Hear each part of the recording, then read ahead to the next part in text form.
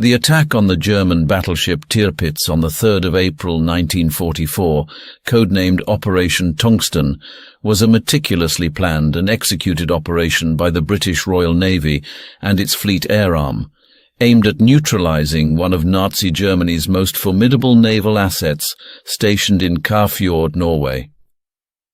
This operation was driven by the Royal Navy's concern over the threat posed by Tirpitz, which, if operational, could disrupt Allied convoys in the Norwegian Sea or Atlantic Ocean. These convoys were now more critical than ever, with the impending invasion of France and the need to keep the Soviet forces on the Eastern Front supplied. Tirpitz was known as the Lonely Queen of the North, because she was so rarely deployed. Hitler, who had forbidden an Atlantic sortie after the loss of Bismarck, agreed with Grand Admiral Erich Raeder, the commander of the Kriegsmarine, that Tirpitz be deployed to Norway. Here the ship would be able to attack convoys bound for the Soviet Union and act as a fleet in being to tie down British naval assets, as well to deter any Allied invasion of Norway. The British were determined to neutralize Tirpitz and remove the threat she posed to the Allied Arctic convoys. Let's take a look at Operation Tungsten and how the Fairey Barracuda neutralized the mighty Tirpitz.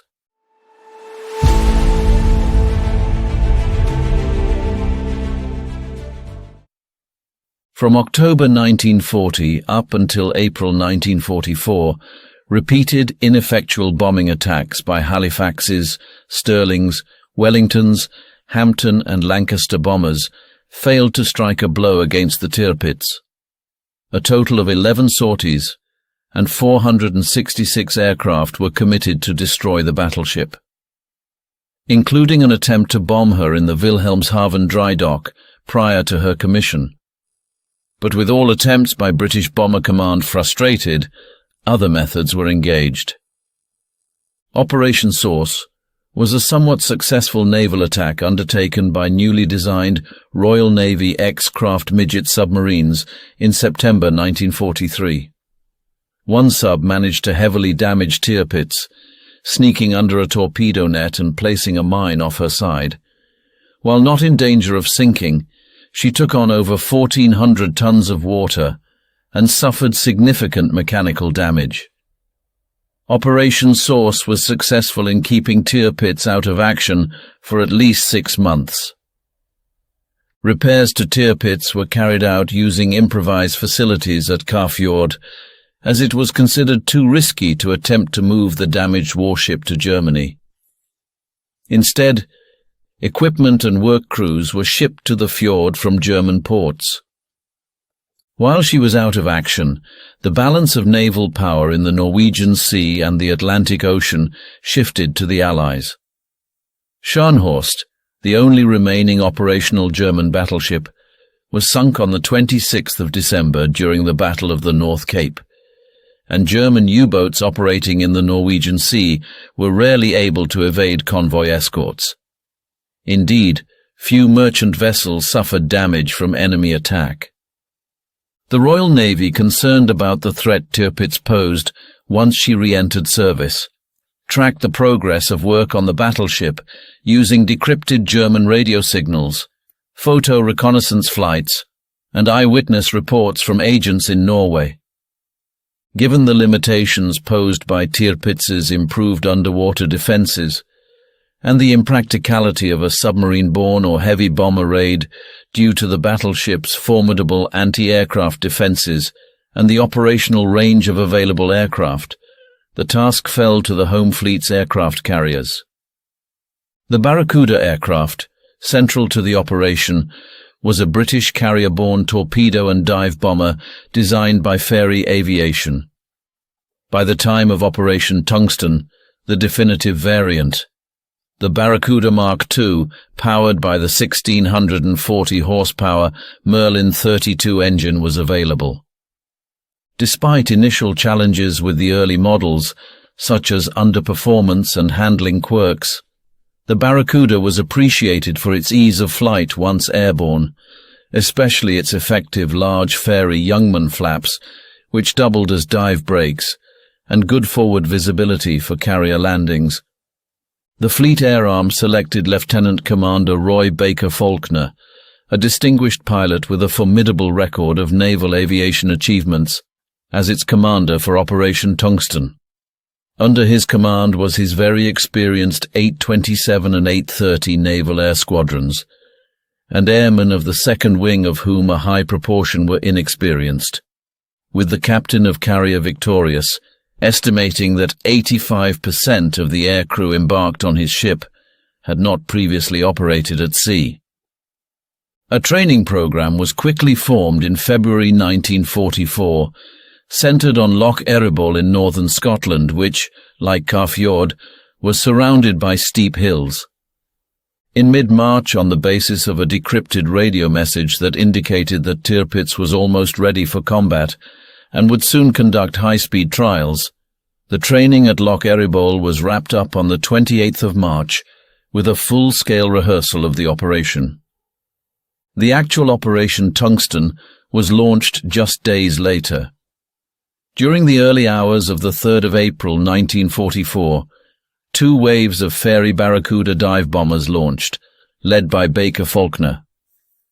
The first wave achieved surprise over the fortified fjord, with Barracudas delivering significant damage to the Tirpitz using newly developed armor-piercing 500-pound and 1,600-pound bombs. A total of 42 Fairey Barracuda dive bombers, escorted by a mix of 51 fighter aircraft including Vought Corsairs, Grumman Hellcats and Wildcats, launched from HMS Victorious, HMS Furious, and auxiliary escort carriers Emperor, Fencer, Pursuer and Searcher. The raid began with Hellcat and Wildcat fighters strafing Tirpitz's anti-aircraft guns and batteries located on deck and the shore. This attack inflicted heavy casualties on the battleship's gunners, disabled her main anti-aircraft control center, and destroyed several anti-aircraft ships in Kaafjord. In all, the bombers achieved 14 hits and a near miss with their bombs, causing considerable casualties and damage to the battleship, including the destruction of 2 15-centimeter turrets and the burning of its spotter planes. She suffered considerable damage to her superstructure and unarmored areas, with 122 members of her crew killed and 316 wounded.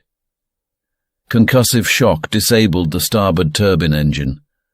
Some 2,000 tons of water flooded the ship, primarily through the 2 holes in the side shell created by shell splinters from near misses. Despite the heavy damage inflicted, which significantly impaired the battleship's operational capabilities, Tirpitz was not destroyed in the operation. The attack, however, succeeded in its strategic objective by keeping Tirpitz out of action, thus eliminating a significant threat to Allied naval operations, particularly in the context of the D-Day landings. The British had planned to finish Tirpitz, but as luck would have it, Operation Planet was called off on the 24th of April due to bad weather over the target area. 2 other attacks, Operation Brawn and Operation Tiger Claw, also had to be cancelled on the 15th and 28th of May, respectively, because of adverse weather. Stuck in Kaafjord under perpetual repair and suffering from a lack of fuel, Tirpitz was only able to steam under her own power by the 2nd of June 1944. Although the battleship was no longer capable of operating against Allied convoys for lack of air support, it was considered desirable to retain her in service in order to tie down Allied naval resources. Further carrier raids were attempted in July and August after Allied intelligence determined that the repairs to Tirpitz were nearing completion. During Operation Mascot, a force of 42 Barracudas and 40 fighters attacked Tirpitz on 17th of July, but did not score any hits as the battleship was hidden by a smokescreen. A further 4 carrier raids were conducted against Kaafjord between the 22nd and 29th of August during Operation Goodwood, but these caused only light damage to the battleship. While the home fleet's aircraft carriers failed to destroy the Tirpitz, they managed to keep her out of action in a pivotal era or the war. The task to take out the Tirpitz was now assigned to Bomber Command. On the 15th of September, a force of heavy bombers attacked Kaafjord after refueling at bases in northern Russia and inflicted irreparable damage on the battleship. Tirpitz, practically crippled, sailed to an anchorage near Tromsø to be used as an immobile coastal defense battery. Operation Obviate, another heavy bomber attack on the 29th of October, caused only minor damage, but a third raid, Operation Catechism, was mounted on the 12th of November, in which Tirpitz was struck by several tallboy bombs and capsized with heavy loss of life among her crew. But there is no doubt Operation Tungsten showcased the Royal Navy's significant capability as the power of the aircraft carrier was being fully realized.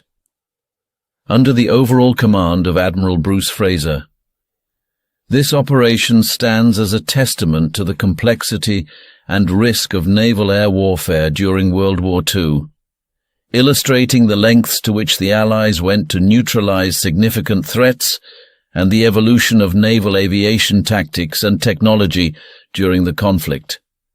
Thanks for watching. If you enjoyed this presentation, please like the video and leave a comment below. If you enjoy content like this, please subscribe to the channel and hit the notification bell.